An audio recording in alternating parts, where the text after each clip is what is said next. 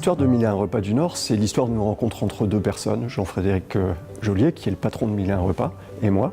Et on s'aperçoit très très vite qu'on a la même vision de ce que devrait être la restauration collective.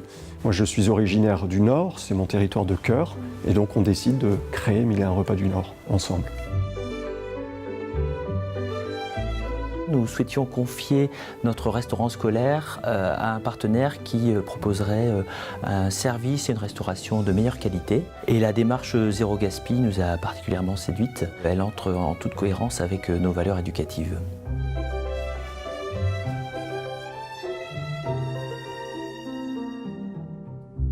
Mille et un repas aujourd'hui est un partenaire privilégié de l'établissement. Quel que soit le projet, on sait que dans un établissement scolaire, on travaille toujours dans l'urgence. Ce que j'apprécie beaucoup, c'est la réactivité, soit téléphonique, soit sur les visites, où on peut échanger en direct sans qu'il y ait des intermédiaires.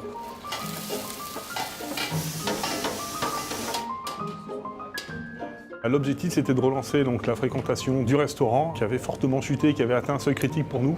Aujourd'hui, les repas proposés, la qualité du chef font qu'on a une fréquentation qui a été revue de plus de 30% à la hausse depuis que 1001 repas est avec nous. Nos clients sont plus que des clients. En fait, on partage les mêmes valeurs. Des valeurs de lutte contre le gaspillage alimentaire, des valeurs où on se dit que la rentabilité n'est pas une fin en soi.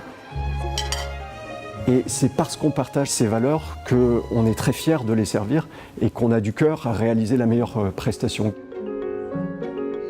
Les élèves, les enfants, mangent au restaurant comme dans un restaurant en ville.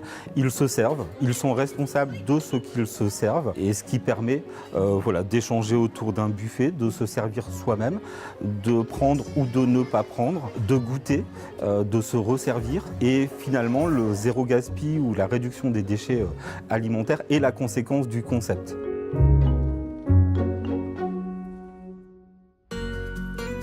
Avec 1001 repas du Nord, j'ai eu la possibilité de réaliser des formations chez Marc Meurin, chef 2 étoiles, avec la formation des entrées, des soupes et des desserts. J'ai surtout travaillé dans des restaurants traditionnels.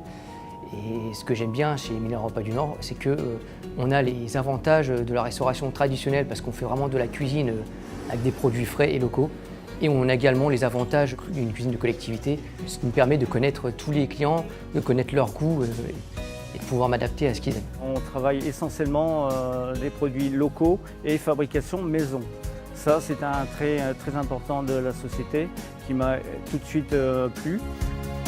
Ce qu'on a souhaité faire dès le départ, en créant 1001 repas du Nord, c'était de créer une entreprise qui était faite par les gens du Nord et pour les gens du Nord. On a travaillé avec les producteurs locaux pour réaliser une offre de restauration où un maximum de produits qui sont utilisés sont issus de l'agriculture locale. C'est une belle aventure finalement puisque ça change le rapport qu'ont les élèves à la restauration.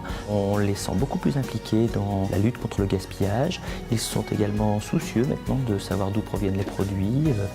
Est-ce qu'on cuisine des produits de saison? Est-ce qu'on fait marcher les producteurs locaux? Et c'est important, on a vraiment constaté les changements de comportement de nos élèves à ce sujet. Ça participe à la qualité de vie au travail que l'on souhaite développer, promouvoir au sein de l'entreprise. Le repas est un mouvement convivial où les gens peuvent se rencontrer, donc c'est un élément important pour nous. Ce qui est important pour moi aujourd'hui dans la cuisine, c'est que mon équipe ait le sourire et que ça se ressente dans les assiettes. On est parti de rien il y a 3 ans, on n'avait aucun restaurant. Aujourd'hui, on réalise plus de 5000 couverts par jour et ça c'est grâce à la qualité de nos chefs et de nos équipes.